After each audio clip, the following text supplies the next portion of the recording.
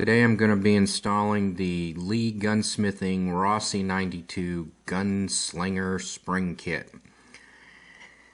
Consists of 3 coil springs and 1 leaf spring, the main spring, the ejector spring, the lever spring, the trigger spring, and I purchased this from Brownells.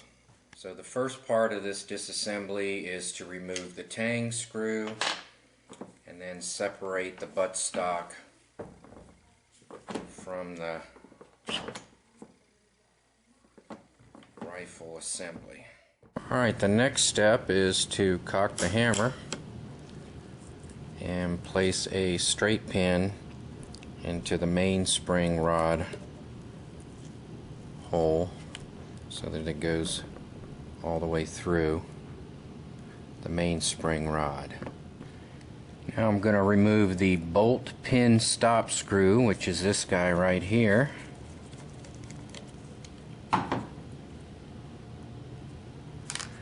And I'll drive the pin out from the other side. Now I'm going to drive out the bolt pin. That's done from the right side.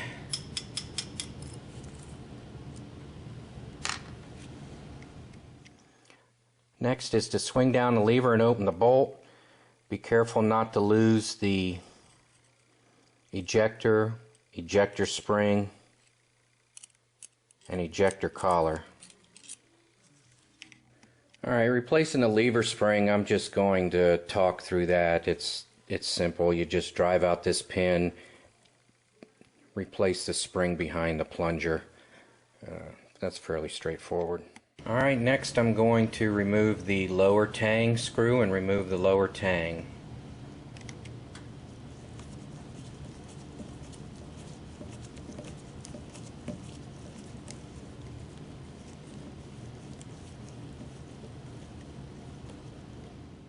I'm going to have to hold the trigger down a little bit to get the tension off of that screw before you pull it out.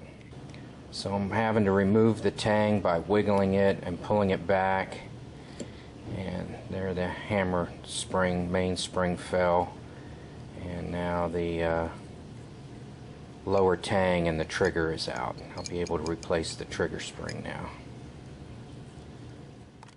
Here is the lower tang with the trigger and trigger spring detail. We are going to be replacing a flat spring, which is curled down, with a wired spring. So we're going to remove this screw here, remove the leaf spring, and replace it with this wire spring. And since the leaf spring is pointing down, the wire spring needs to be pointing down. So let's go ahead and do that. Out with the old,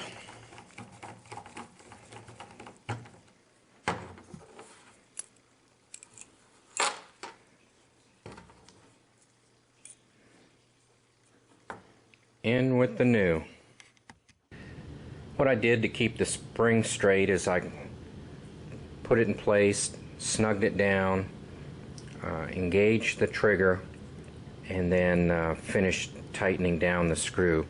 I didn't check the trigger pull before I replaced the spring, so I don't know what I started off with, and so I'm not really going to worry about it too much. So replacing the spring is pretty straightforward. You're going to pull the pin. That's the easy part, and then you're going to have to compress the new spring enough so that you can get the pin back in there. Big difference between the ejector spring. Here we have the old one, here we have the new one. The older one is shorter and much thicker, and the newer one is longer and much thinner.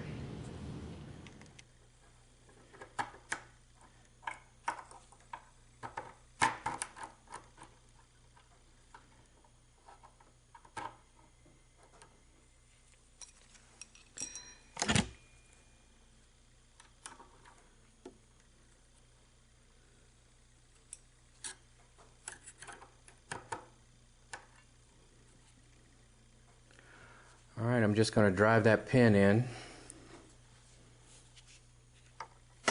I'm going to have to stop the camera. Alright, here's how I'm going to reassemble everything. I've got the ejector spring in place, and I'm using the pin as a slave pin. I'm going to install it back into the gun, drive it out, and then install the lever because it shares that pin. And then I'll put the pin back in, and hopefully that'll work out. Alright, to reassemble this, what I ended up doing is I put the bolt in with the pin in place. I drove the pin out. I put the lever up in place. I had to move the bolt out just a little bit, put the lever in place, moved it back, put the pin back in, and now I'm ready to move on. Alright, so I'm going to assemble the rest of the gun together. I'm going to put in the locking slides, the hammer and trigger, and wrap this thing. Alright, I don't know how well I can show this on camera, but it is possible to assemble the lever without removing the slider pin. At least that's what I'm calling it. I'm not a cowboy action person here. So we'll just get this guy started up in there. Wow, that was easy. Alright, let me see if I can capture this assembly. Remember, you need to keep the trigger back and the hammer back. So let's see if I can put this together on camera.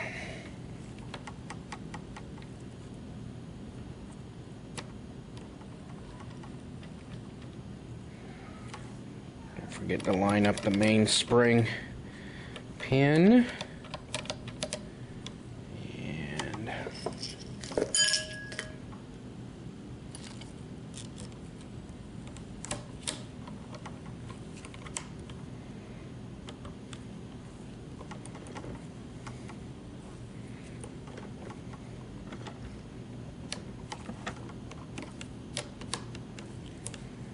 Alright.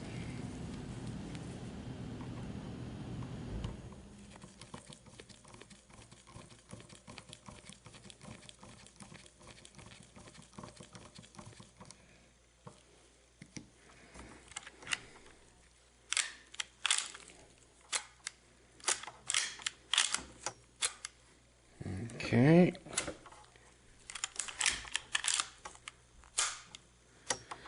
Alright, just get to put the stock back on and we're done. Alright, here's the dummy ammo function check.